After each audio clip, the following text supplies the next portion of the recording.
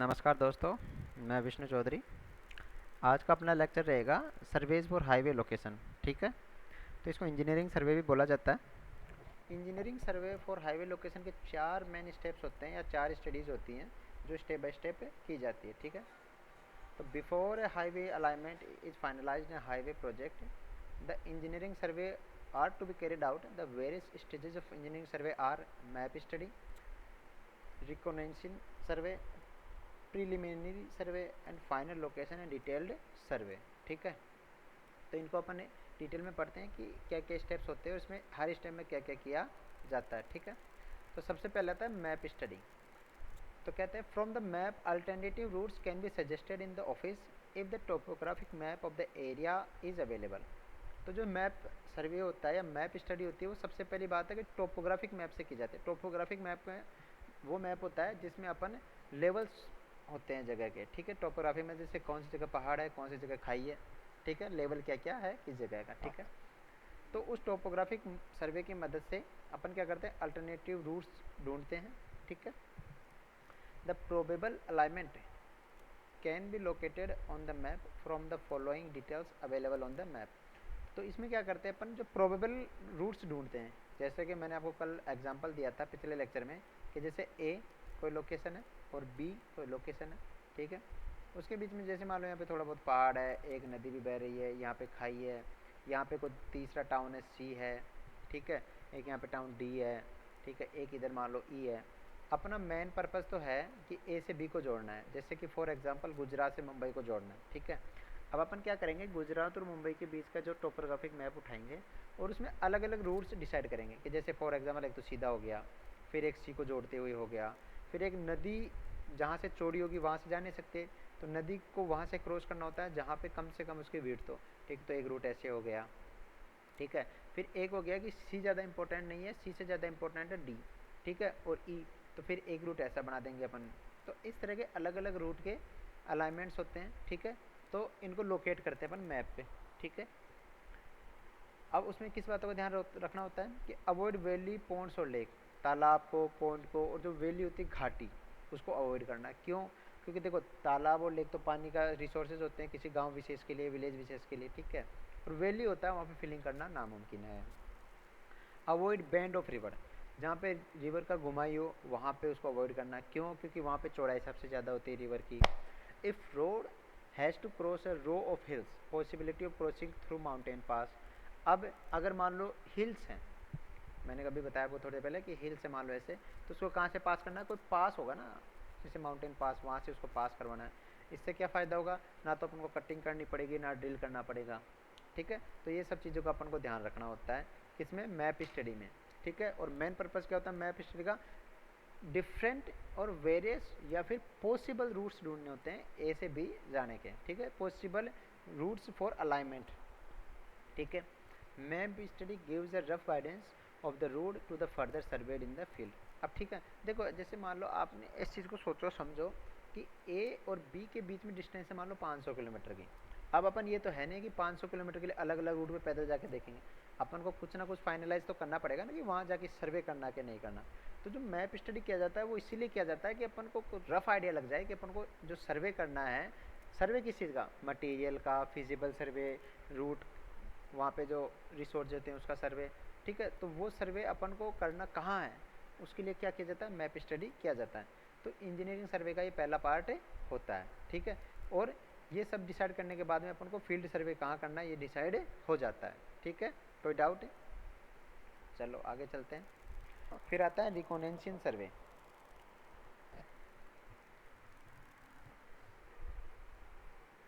Recognition सर्वे में क्या होता है, to confirm features indicated on the map. ठीक है, रिकॉग्निशन सर्वे में जैसे मान लिया आपने मैप में देखा, आपने सोच कहा कि यहाँ से नदी की विड्थ कम से कम है। ठीक है, यहाँ पे पॉन्ड रखा है, अब ये कन्फर्म है कि नहीं है, ये कन्फर्म है कि नहीं है, ये सब कैसे डिसाइड होगा, रिकॉग्निशन सर्वे से। ठीक है, to examine the general character of the field of the area in the field for deciding the most feasible route of the detailed survey. अब अपन को डिटेल सर्वे करना है। ठीक है, तो डिटेल सर्वे करने से पहले अपन को क्या करना होगा, फिजिबिलिटी देखनी होगी। ठीक है, जनरल कैरेक्टरिस्टिक रूटने होंगे।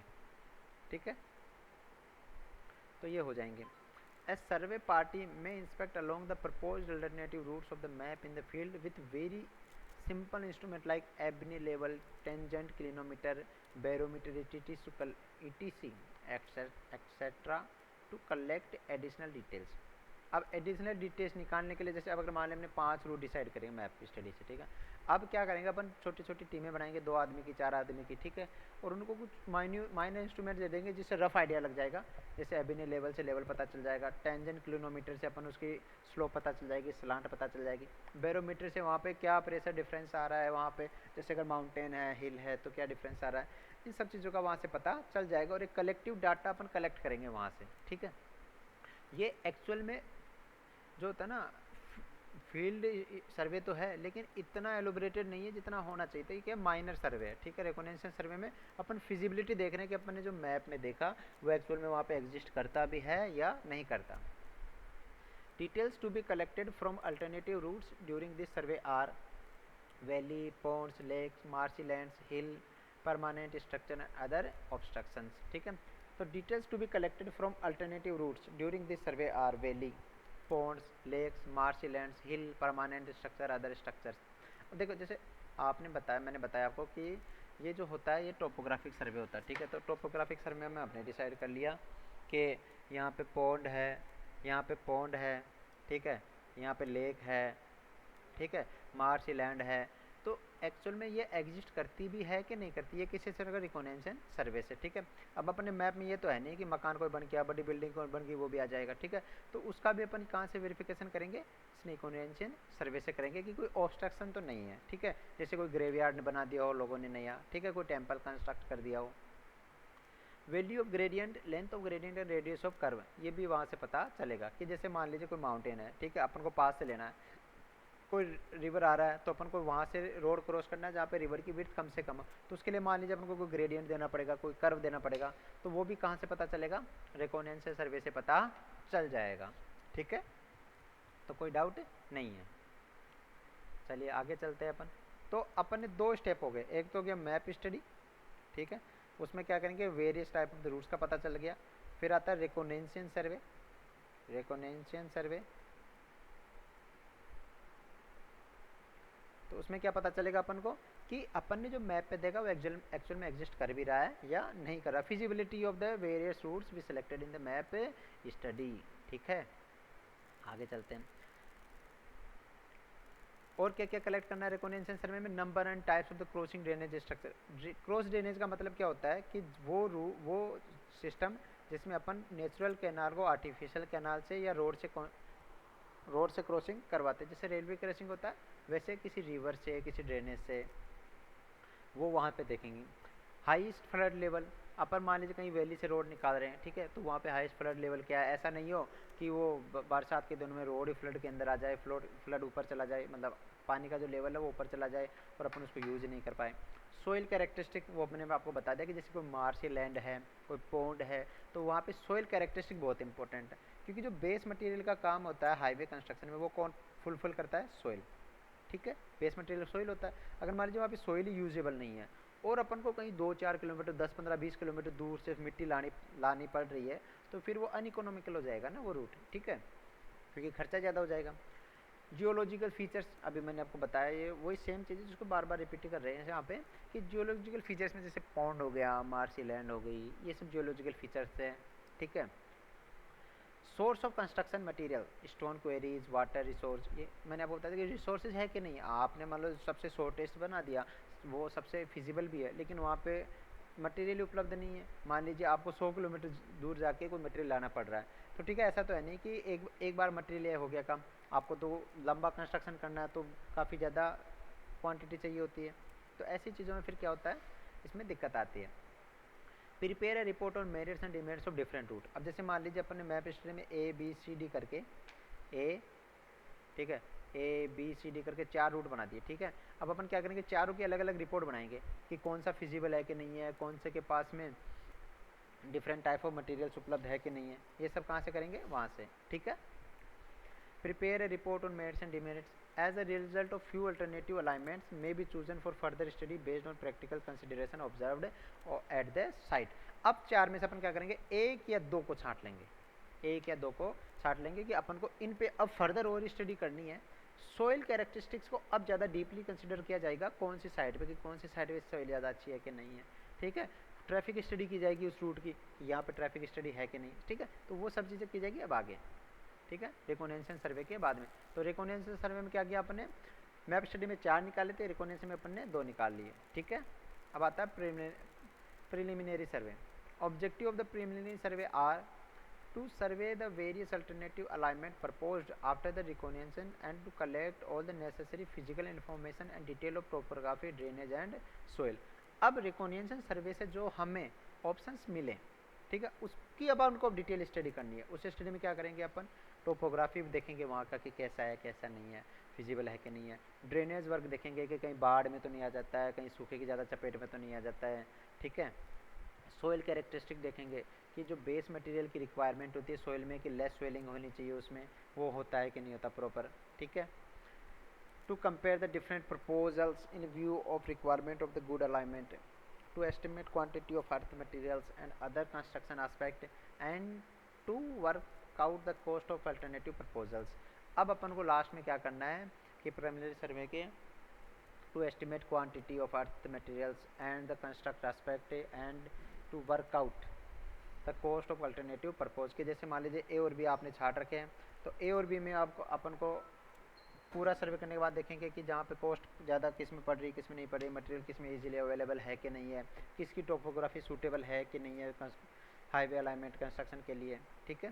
तो ये सब चीज़ें अपन किस में देखेंगे, प्रिलिमिनरी सर्वे में देखेंगे, ठीक है। अब मेथड्स ऑफ जो प्रिलिमिनरी सर्वे है वो आपके आउट ऑफ सिलेबस है, तो अपन इसको थोड़ा स्किप कर देते हैं, आगे चलते हैं, ठीक है। जो चौथा स्टेप होता है हाईवे सर्वे का, इंजीनियरिंग सर्वे का, तो उसका होता है फाइनल लोकेशन एंड डिटेल सर्वे। अब जैसे मान लीजिए अपन ने रिकॉग्निशन सर्वे में ए एंड बी निकाला और आपने जो प्रिलिमिनरी सर्वे था उसमें ए को मेरिट्स दे दी, ठीक है। अब ये मेरिट्स जस्टिफाई है कि नहीं है, ये किस में पता चलेगा अपन को, final location and detailed survey में, ठीक है। The alignment finalised at the design office after the preliminary survey is to be first located on the field by establishing the centre line, ठीक है।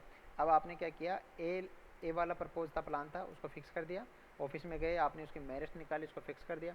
अब एक्चुअल में आप जो सेंट्रल लाइन का जो लोकेशन होगा वो इस स्टेप में करोगे, ठीक है, और सर्वे लोगे कि जो फाइनल लाइन की जो लोकेशन आ रही है वो बिल्डिंग से कितनी दूर है, इसके आसपास कोई बिल्डिंग है तो नहीं है।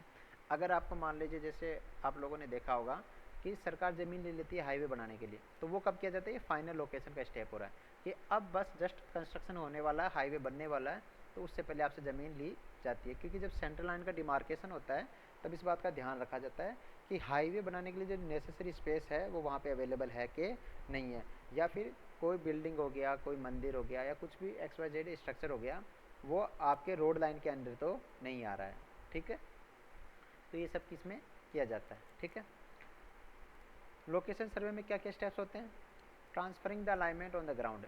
जो आपने अलाइनमेंट का जो नक्शा बनाया या आपने जो फाइनल लोकेशन की जो लिस्ट बनाई कि मतलब मेरे को ए रूट से जाना है, तो उस रेट को ट्रांसफ़र करें अपन ग्राउंड पे, ठीक है, मतलब सेंट्रल लाइन डिमार्केशन करेंगे। This is done by transit theodolite. Transit theodolite की मदद ली जाती है। जो उपकरण, जो इंस्ट्रूमेंट इसमें यूज़ होता है वो ट्रांजिट थियोडोलाइट होता है। ट्रांजिट थियोडोलाइट आप लोगों ने सर्वे में पढ़ रखा होगा, ठीक है। Major and minor control points are established on the ground and center pegs are driven, checking the geometric design requirements, ठीक है। Central line stacks are driven at suitable intervals, say 50-meter interval in plain and rolling terrains for and 20 meter in hilly terrain। जो 50 metre की distance होती है पैग्स की, देखो सर्वे मैंने आपको बताया था पैग्स क्या होते हैं और एरो क्या होते हैं, ठीक है। तो ये क्या होते हैं, टेम्परेरी इंस्ट्रूमेंट होते हैं किसी लोकेशन को डिसाइड करने के लिए, लोकेशन को मार्क करने के लिए, ठीक है। तो अगर प्लेन एरिया है या रोलिंग टेरेन है, ठीक है, तो उस केस में तो अपन 50 मीटर्स इनके बीच की दूरी रखते हैं और हिली एरियाज़ में 20 मीटर की दूरी रखते हैं, ठीक है। पहली बात तो ये, ठीक है। चेक लाइन्स ड्रिवन की जाती है सेंट्रल लाइन के आसपास में कि कोई बिल्डिंग है कि नहीं है, आसपास कोई, जैसे अगर मान लो एक्सकेवेशन करना है या फिलिंग करना है, ठीक है, तो कितना करना है उसके लिए सभी सेंट्रल लाइन्स बनाई जाती है और उसको ग्राउंड पे मार्क किया जाता है, ठीक है।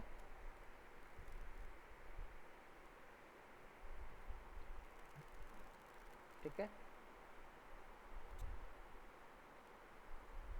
उसके बाद में डिटेल सर्वे में और क्या होता है, temporary benchmarks are fixed at the interval of 250 metre and at all drainage and underpass structure. Benchmark मतलब समझते हो ना, जहाँ टेम्परेरी बेंचमार्क हम लोग जिसमें लेवल डिसाइड करते हैं अपन, ठीक है, बेंचमार्क, ठीक है। तो अपन को जैसे मान लीजिए कोई रोड कंस्ट्रक्शन करना है, उसके कुछ के अंडरपास देना है या उसको किसी ड्रेनेज के नीचे से लेके जाना है, जैसे क्रॉस ड्रेनेज वर्क जो होता है उसमें, तो अपन को लेवल डिसाइड करना पड़ता है, ठीक है। तो उसके लिए अपन को टेम्परेरी बेंचमार्क डिसाइड किया जाता है और उनका इंटरवल कितना होता है, 250 मीटर का। Earthwork calculation and drainage details are to be work out from the level book. Calculation की जाती है कि कितना अर्थवर्क लगेगा, जैसे मैंने बताया कहीं से एक्सकेवेशन करना है या कहीं पे फिलिंग करना है, तो वो सब किससे होगा, लेवल बुक से होगा। Cross sectional levels are taken at interval 50 to 100 metre in plain terrains, 50 to 75 metres in rolling terrain, 50 metres in built up area and 20 metre in hill terrain. Detail soil survey is to be carried out, ये मैं बता चुका आपको। CBR values क्या होता है, soil strength निकालने के लिए वैल्यूज़ होती है, ठीक है। तो soil along the alignment may be determined for designing of payment. The data during detail survey should be elaborated and complete for preparing detail plan, design and estimate of project, ठीक है। तो ये सब स्टेप किस में होते हैं, detailed survey में, फाइनल स्टेप में, फाइनल लोकेशन है डिटेल्ड सर्वे, ठीक है। तो इसके पार्ट होते हैं, ठीक है। तो ये अपना engineering survey for highway location complete हो गया, ठीक है। Thank you.